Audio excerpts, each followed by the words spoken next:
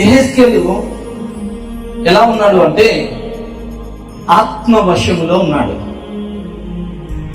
ఆత్మ వశములో ఉండగా దేవుడు ఏం చేస్తున్నాడంటే తీసుకొని వెళ్ళి ఒక లోయలోనికి దింపాడంట.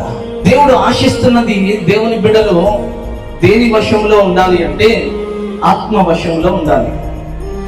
పరిశుద్ధాత్మ వశములో మనం అందరం కూడా ఉండగలగాలి.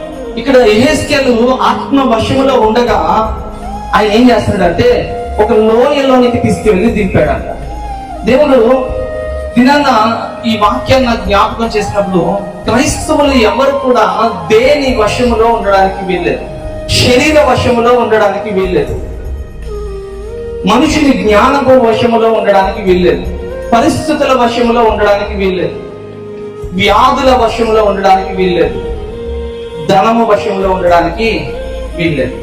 దేని వశములో ఉండగలగాలి అంటే ఆత్మ వశములో, పరిశుద్ధాత్మ వశములో మనం ఉండాలి.